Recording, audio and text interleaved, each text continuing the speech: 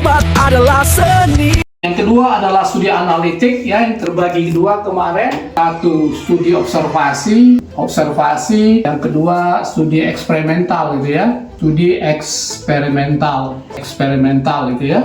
Studi observasi ini ada 3, itu cohort studi, ada case control studi, dan ada cross sectional studi ya, cross sectional studi.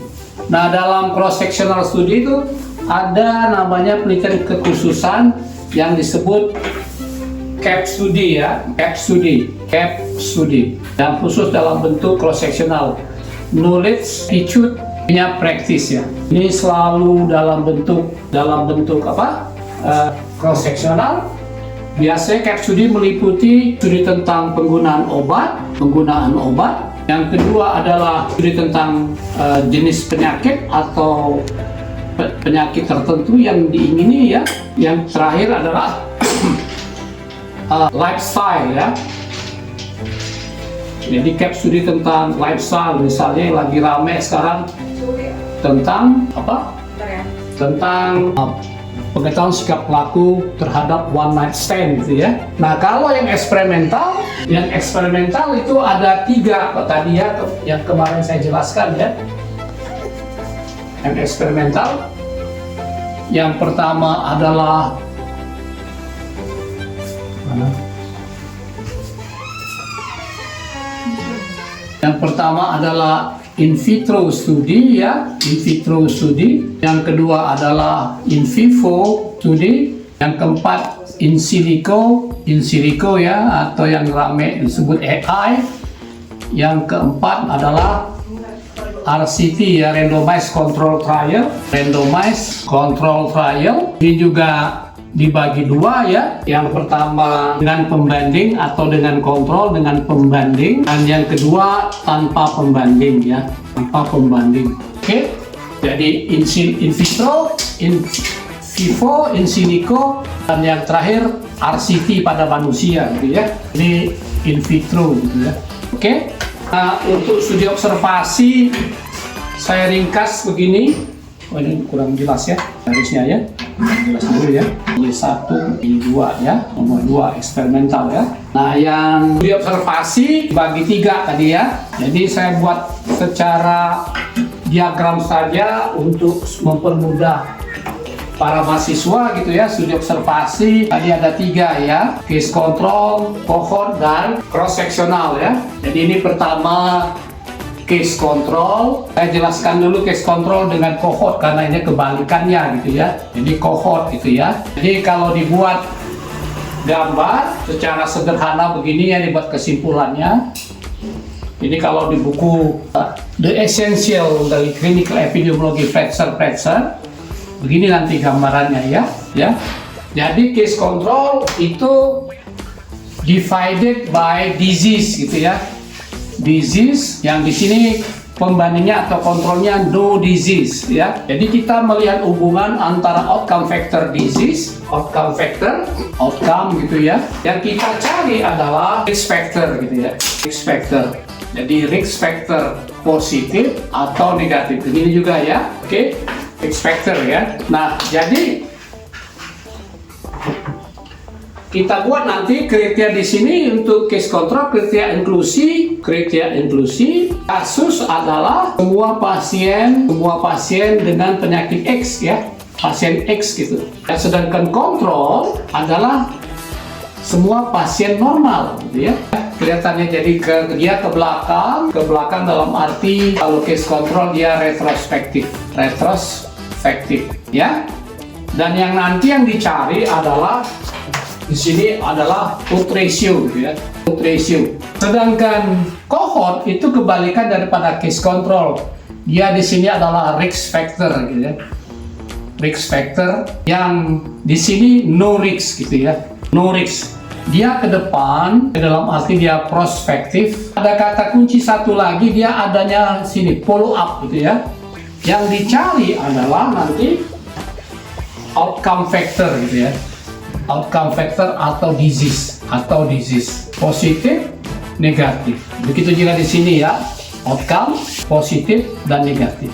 Jadi kriteria inklusinya nanti di sini adalah kriteria inklusi semua pasien dengan faktor resiko X, gitu ya. Yang kontrolnya adalah kasusnya. Pembandingnya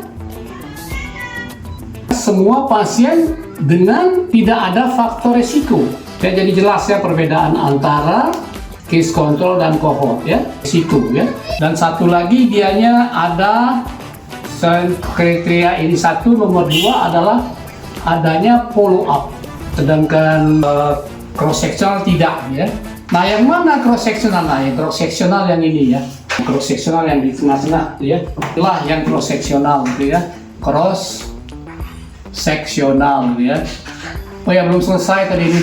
Satu lagi. Jadi yang dicari waktu cohort ini adalah relative risk ya, menyatakan hubungan itu dengan relative risk. Tapi kalau case control dengan cohort gitu ya.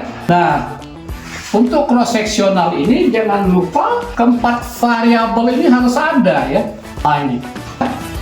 Makanya untuk cross sectional itu faktor risiko, kata kuncinya definisinya faktor risiko dan penyakit atau outcome factor diteliti secara barengan. Jadi ini in the same time, kata kuncinya in the same time ya. Both risks the same time ya. Jadi baik faktor risiko dan disease itu berbarengan diteliti ya. Nah, yang dicari adalah untuk cross sectional ini adalah prevalence ratio ya. Jadi kalau case control odds ratio, kalau cohort relative risk, kalau ini prevalence ratio. Jadi ini secara kesimpulan, secara mudah tentang studi observasi. Oke? Nah, yang terakhir baru saya akan jelaskan tentang studi eksperimental ya. Studi eksperimental. Yang ini ya, eksperimental ini. Sudah 10 menit tuh. Habis sekali lah ya. Nah, studi eksperimental ini yang in vitro ini ya, ini betul-betul penelitian laboratorium murni ya. Jadi dia pakai sel atau mikrobakteri ya, mikrobakteri, jamur ataupun virus segala macam ya. Itu untuk in vitro. Nah, yang in vivo ini penelitian pada hewan gitu ya, in vivo pada hewan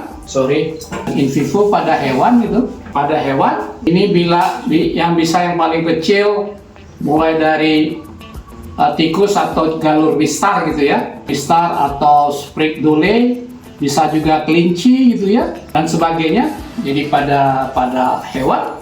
Yang ketiga in silico itu secara komputerisasi gitu ya, komputerisasi. Nah, kalau yang keempat itu sudah pada manusia. Nah, yang pada manusia ini ada beberapa jenis ya, yang open label, peneliti tahu, pasien tahu, single blind, kemudian double blind, kemudian triple blind. Kalau triple blind ini termasuk penganalisa tidak tahu ya, kelompok mana ya. Dan yang terakhir yang terbaru adalah fourth blind ya. Fourth blind ini untuk guidance ya, guardian ya, fourth blind ya, untuk penjaga gitu ya, bisa orang tua, bisa kakak segala macam, fourth blind ya. Jadi open label, peneliti tahu, pasien tahu obat yang diberikan. Single blind, pasien tidak tahu atau responden tidak tahu tapi peneliti tahu. Double blind, dua-dua tidak tahu. Triple blind termasuk penganalisa. Kalau fourth blind termasuklah guidance. Jadi itu dulu ya, secara rinci kira-kira ya, supaya agak detail tentang penelitian itu ya. Mudah-mudahan lebih jelas dan ngerti dan bisa membuka wawasan para mahasiswa untuk membuat suatu proposal. Terima kasih telah menonton. Silakan subscribe, like, and share.